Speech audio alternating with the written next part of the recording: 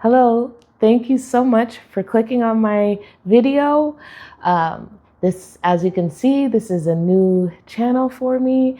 I'm really excited. It's took me many years of thinking about it and playing with the idea, and I finally pulled the trigger. So I am so honored that you are here. And like I said, I hope this is a really informative video, entertaining video. And I just hope that it helps somebody out there. So, because that's the whole point of me doing this. So as you can see from the title, the new American dream off-gridding.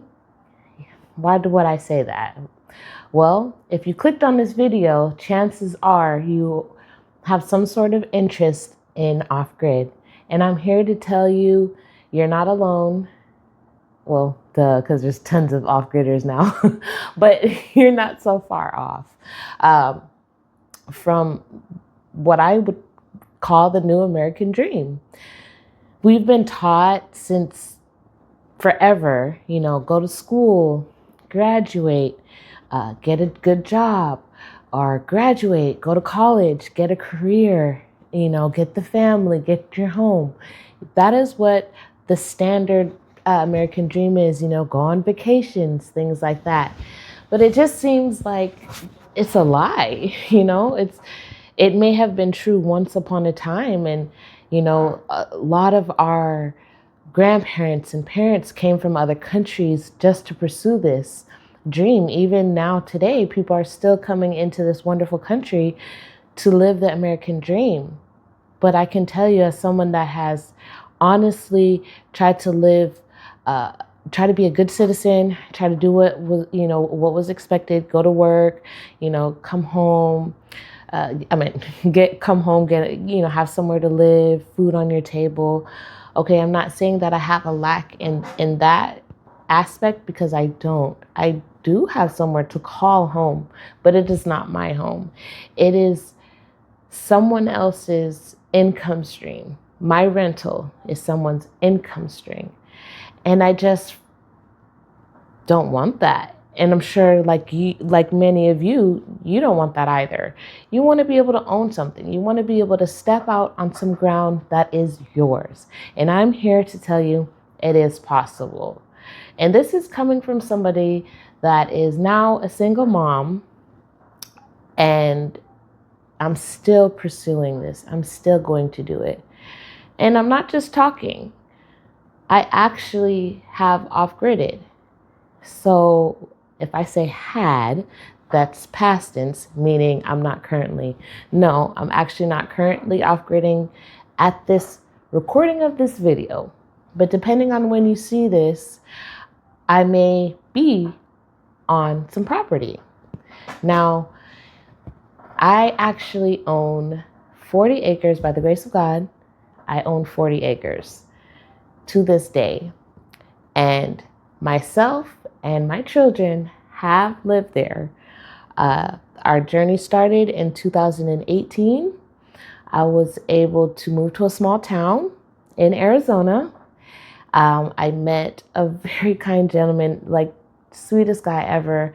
And I was actually able to purchase his property through owner financing, not the traditional route. So I'm here to tell you, if you're single, if you have low income, if you have children, and you have a desire, but you just can't see how it's possible, I'm here to tell you it's absolutely possible.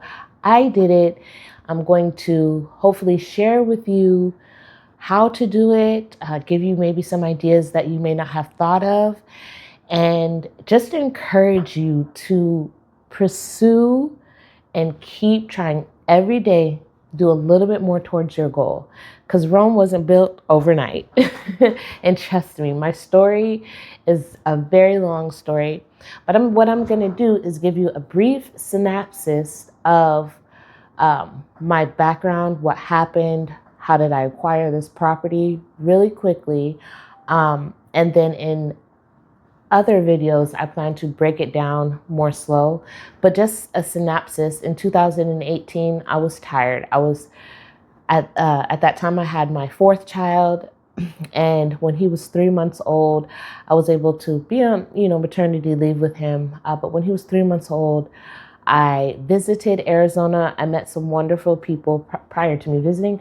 I met some wonderful people, ironically enough, from YouTube. Yes, from YouTube. I made contact with them and they were so gracious. And I was so determined. Look, I don't care where the help is coming from. I don't care where this information is coming from. I'm going to jump on it. And so that's what I did. They weren't just random people. They are a part of my church affiliation. So it wasn't so much just random people. Like, I wouldn't recommend that by no means. But, when you pray about something, God will answer your prayers in the most unlikely way. So that was my case. So in 2018, my son was 3 months old, hopped on a plane. I spent 2 weeks in Arizona, okay? And I fell in love with the town. I mean, I met people, so many people, surprisingly, in 2 weeks that were so gracious and so kind with their knowledge, with their resources, just with their time, because time is very valuable and a commodity. So basically, long story short, myself and my 3-month-old son, we made contact. We formed a friendship. I went out there for 2 weeks, met some people from the town, also from the local church, and I just knew that we were going to be okay. And I did it. Came back to my home state, packed up everything, and we were gone. Myself and 4 children. The oldest, no more than 13 or 14. I don't quite remember how old he was. I want to say he was 14. And we did it. And at that time, I didn't have property yet. All I had was this RV that I had purchased a couple years prior that was in storage. I had never even driven it, traveled in it, lived in it, anything. And I'll tell you that story. I feel that I'll put that in another video because just the story is amazing. Okay, so if you don't believe in miracles, you will by the end of that video, hopefully.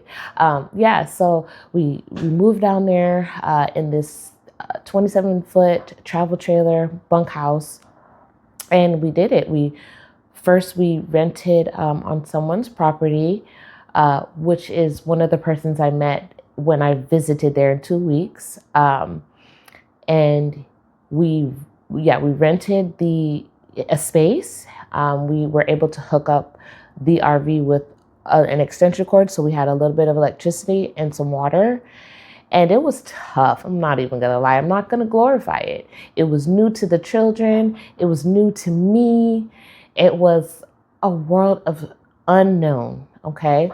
And so now we're in Arizona, we're renting, and we were doing something in town, and we met another family. And they actually had just done the same thing. They had just moved to Arizona a couple months prior, and they had bought property. They were actually buying property from a website where you could pay monthly. And so they purchased property, and they were like, hey, there's property right next to us. You should get it. And at the time, it was only $5,000. And I moved there with, I think, $4,000 in 2018 time and money. So I purchased that property for $2,500. So I had a little bit extra to live off of. Okay. So in the meantime that I'm getting ready to move to this property because it's totally off grid, I had come in contact with the gentleman that I purchased my property. It's 40 acres. I'm not sure if I mentioned that, but it's 40 acres. And so basically what happened was I was at his job looking for a resource, actually some like 55-gallon or smaller water tanks so that we can haul water to the off-grid property that we bought. And so he was so kind, and he was, situations like that. I'm telling you, I have never met a stranger. We just got to chatting, and he was offering solar, and that he had a property that that I could buy his solar. And I was like, great, tax return season is coming, because let me tell you, tax return season is my best friend. That's how I'm able to make moves, because of my low income, and just having a single income. Great. So I'm like, yeah, I totally want to get the solar. And I was so excited. Okay. So time goes by. We kept in contact. Then I finally moved to the property, stayed a day. And I was like, I'm not ready. So I moved back to the place where I was renting from. And sorry if I'm looking away. I'm just trying to remember. And I didn't write it down. I'm free scripting this. So, yeah, so we moved back to the property where we were renting, where we had the water hookup and electricity. And I decided, that might not be a good fit. That property is probably not a good fit. I prayed about it. And long and behold, the gentleman there's more to it, and I will break down each story in a different video, but just again, a preview. So he basically sold me his property, his 40 acres, for a monthly payment. He let me decide how much I can afford, and we made an agreement that way. Okay. So me and the children moved onto the property. So at that time, I had, at that time, there was we had a mobile home already on the property, but it wasn't in the greatest condition, 2-bedroom, and whatnot. And it was not the greatest, but you know what? I had a home. I had a property. I was finally able to start really seeing my American dream. Okay. I wanted to homeschool my children, so I was able to do that, which ironically put me in a career path that is very, I wouldn't say lucrative, but it's it's more than minimum wage. It's a more than minimum wage job with no additional training or college, I should say, to be able to move myself up in a different bracket of income. Let's leave it at that. Okay. So it's school bus driving. If you don't know about it, they are in such high demand, and you literally just have to take a test. I'm not saying it's easy, but it's doable, because if I did it, I know you can. I'm not the brightest crayon in the box, but I did it, right? So I have my CDLs, and I was able to drive. And so I chose that because I wanted to homeschool them, and it gave me that opportunity to have the break in the day, homeschool my kiddos, and still have an income for my expenses. So I'm there, I'm on the property. Me and the children were there a year, and they were beat, because off-grid living is not easy. It is very challenging. And again, if you are interested in what I'm sharing with you, I will have another video breaking it down, where I'm telling you, like, we had those silk milk bottles, so the almond milk, those bottles, we would fill those up, and literally that was our water source. Okay. The mobile home that was on the property, the gentleman sold me about the solar. So yeah, there was a little bit of solar that we were able to run a fridge and lights, but we still had to be careful, and occasionally a television. So long story short, after I get my CDLs, the license, they were beat, and I said, okay, you know what? Let's take a vacation. Let's go home. Let's, see everybody. Which I wish I didn't do that. I really do wish I didn't do that, because if I had known this key component, it literally changed the trajectory of why I'm not currently off-gridding. Okay. So we're on a summer vacation. We're staying with my grandma. I see this commercial. Oh, CDL bus drivers make this. I'm like, what? It was double than what I was making in Arizona. And I had realized when I first moved there, my intention was never to get a property that expensive. I just want to pay it out outright cash and be done. And then all of my income go towards making the improvements. But by me getting this opportunity to get this 40 acres, I was like, oh my goodness, it's going to take me so long to pay this off, making $11 an hour, because that's what the wages were then. Yeah, 11. And so the advertisement on the television in Washington that summer was like paying $21. And I was like, that is double, kind of. I'm like, I can get that property paid off and, go back in a year. So that's what I did. I got an apartment, stayed, and I worked.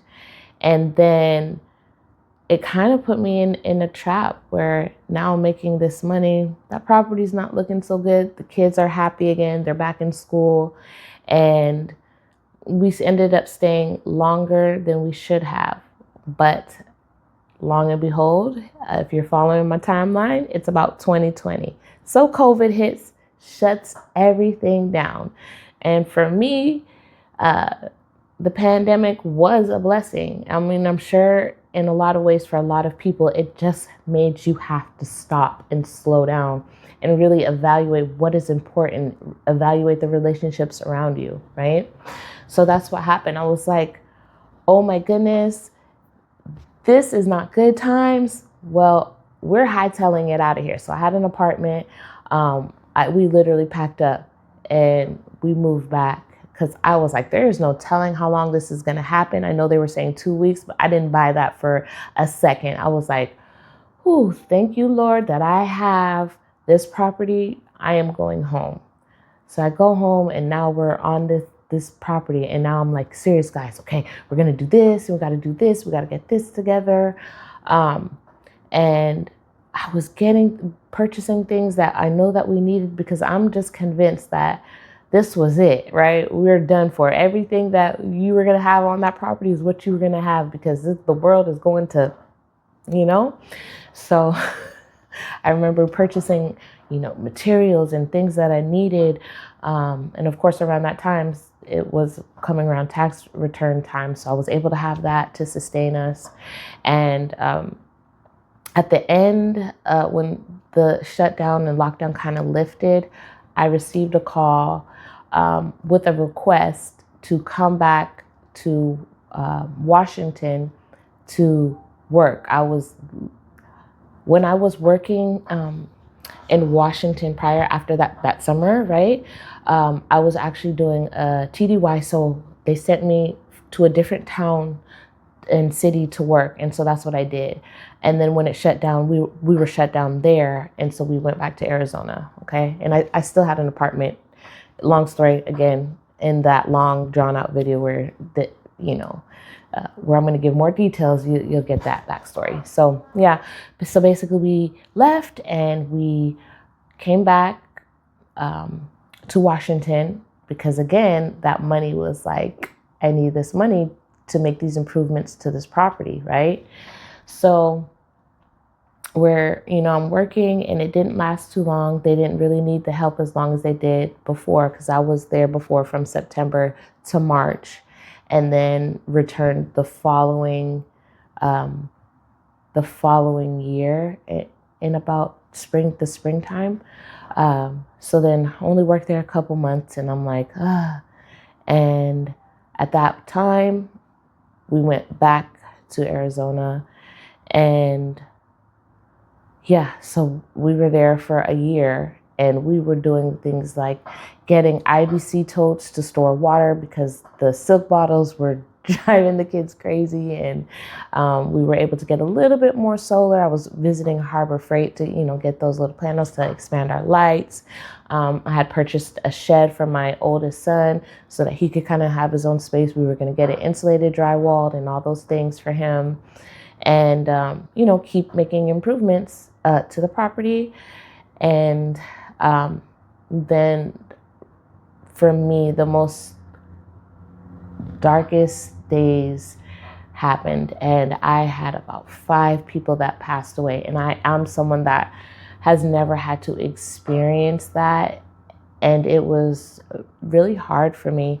The final person, so one of the people, some of my church members, the gentleman that actually helped me when I first went to Arizona, that I was renting his property, his space on his property from, he passed away, and he was truly a dear friend. He gave me so much knowledge, so many things that I just didn't have a clue. He took pity on me and schooled me on things that I need to know, like, okay, you got to drain your water so the pipes don't burst. All of the things, pretty much everything that I didn't already know. As far as my RV, so he was very important to me. I mean, so many things, this man, oh my goodness. Anyway, so he passed away, and that was so sad, and it was so hard. And then I get the call that my best friend from middle school was sick. Oh, sorry. She was sick, and she passed away. So me and the kids were there, and spent her final weeks with her. And it just made me realize how short life was, and it broke something inside of me. If you've ever experienced a loss, if you've ever experienced a loss, you know what that can do for you, to you, and it changed a lot. So it was a pretty draining year, because these passing away of people happened in the space of like 6 months, and we had already been there a year. So at that point, we're at summer again, and I'm like, guys, let's go to Washington for a vacation. No, this is the doozy. Come back to Washington, and I had no intention to get a job back at the driving or anything like that. I just wanted some warehouse work over the summer and things like that. And my 2 eldest children decided, no, Ma, we do not want to go back. That's your dream. That's your madness, right? We're not going back. So they ended up staying. And I probably should, no, not probably, I should have actually put my foot down, right? Because I'm the adult, I know what's best. But when you see your children just not happy, it's an innate nature to want to make them happy. And so I came back to Washington. So since then, that was 3.5 years ago now.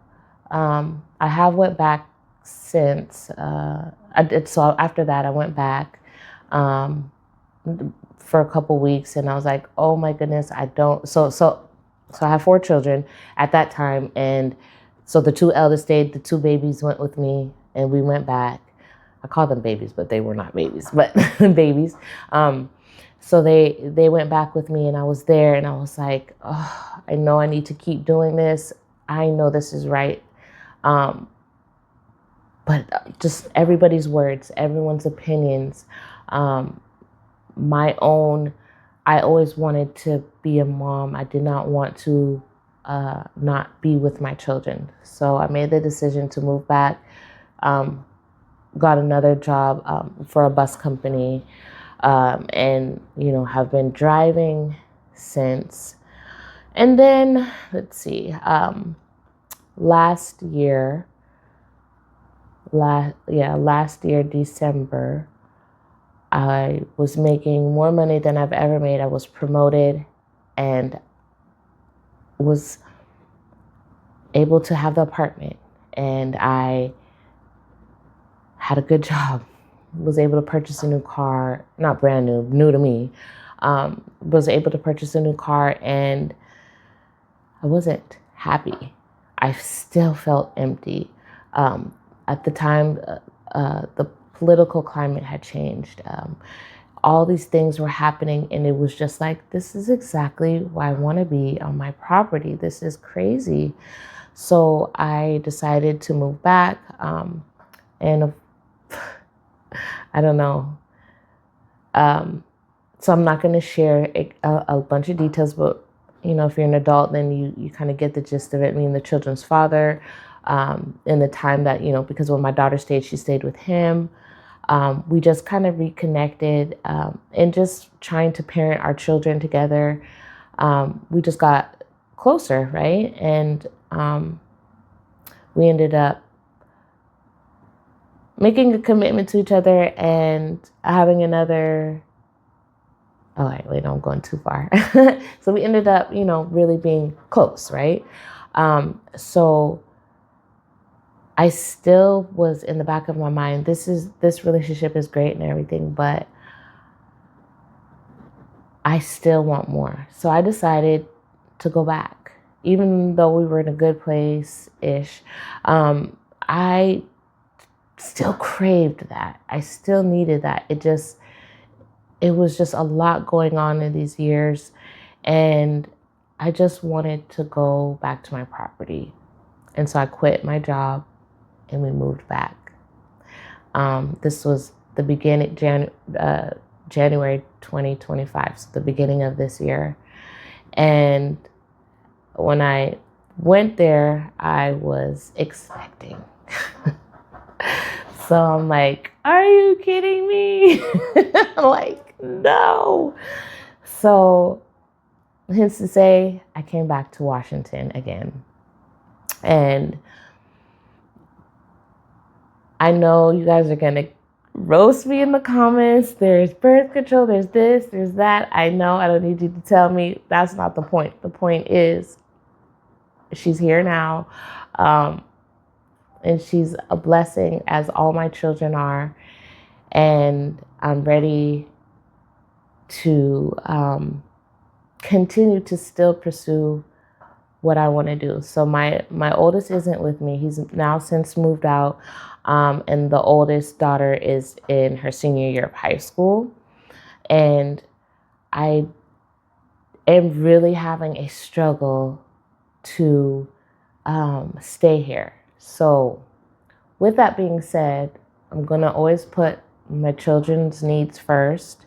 And what is a couple months? So my end goal, the goal is to be back by June. But do not be surprised, as you can tell, if I suddenly say, surprise, we're back in Arizona, and I bring you guys with me. And that's another reason I'm doing this channel, not only to help people, but for an accountability partner, right? For a community of people to come together and to be like, girl, your story's crazy, but I can relate because of X, Y, Z, right? Like, I just want to relate to people. I just want to inspire people. And I just want to live my dream and show people that it is possible. So that's pretty much you caught up. So these past 4 months now that I've been on maternity leave has really brought me to the place like, wow, if I don't go back to work, we can be homeless, because obviously rent needs to be paid, and that requires work. So it's like this vicious cycle of, okay, I can't afford anything in my home state. The money's good here, and the money that I make just goes to me living. And it to me, I always revert back to, I would rather be out there making $16 an hour, $18 an hour, and putting all of my income into the property versus me staying here making, more, but still having to pay I'm not even trying, astronomical, extra. Anyways, you know the word I'm trying to say, that word. And still not having any money or even be able to save anything because the cost of living is so high. So again, what is the American dream? And I say the new American dream is off-gridding, because I guarantee you, I'm not the first person that you have watched, and you have watched other off-gridders, and you can see that they are happier. It is challenging. No one really talks about the challenges, which is what I want to do in this video. I want to talk about, not this video, but other videos where, if you're a mom and you have children, how to really help them, right? Help them understand and not be like me and like my children's father likes to say, break week. And I don't mean to laugh about that, but break week and kind of give in to my kiddos. And don't cover my kids in the comments. I'm telling you, don't do that. But I'm just saying they're children. And anyways, it doesn't matter. All that matters is I still have that opportunity because I still own that property, and I actually paid it off in 2024. So it is now paid off. So again, it landed me, so it was a blessing in disguise that we did come back, because I was able to pay off that property faster, which was another reason that I was like, okay, yeah, the kids want to do this. Let me just, make this money and put it towards over there. But it was still harder to do that when you have rent and there's very little that you can put aside, if any. And so, yeah, so pretty much I have the desire to bring you guys with me, for you guys to hold me accountable, for me to show you guys also an example of that it can be done, and the challenges are challenging, right? Okay. But what is the trade-off? Renting right next to people where you don't have the freedom. I have a beautiful, backyard area behind me that my kids can't really even go play ball or do things out there when we have something, okay? Now, I don't want you to be discouraged because, I said, oh, I already have property. There's ways that you can also, with hardly any money, even on Social Security, where you can find these properties. You can go online. You could make lower monthly payments. I'm talking $300, $400. There's tons of resources out there. You can get a property, start paying on it, and then going there. If you have to go and sleep in your van, your car, if it's just you, your tent, I'm telling you, me and the children did some things to survive. Not like that, but, we were in just a travel trailer, all four of us, and, we moved into the mobile house. One of the times when we went back, I had this big 3-bedroom tent, and because you are in the country, when you leave, nature takes over. So we were in the midst of trying to get rid of the nature, and we set up that tent in the house just to feel safe. It was, what is the tent going to do? But we set that big 3-bedroom up in the tent, and it spanned the living room to the kitchen, okay? Just to have a little space and still be warm inside or whatever. So what I'm saying to you is, you have to be willing to get out of your comfort zone. You have to be willing to carry silk milk jugs, going places, getting your water, heating up your water in big old soup pots, which is what we did, listen, I cannot wait to share some of the stories and of the alternatives, but it just shows that I was determined and I really wanted to make it work. Okay. So I'm saying, if I did it on one person income, you guys can as well. Okay. So I think that is about all I have for this video. And I just want to encourage you. And if you agree that off-gridding is the new American dream, please comment down below. If you have any thoughts of this story so far, please let me know.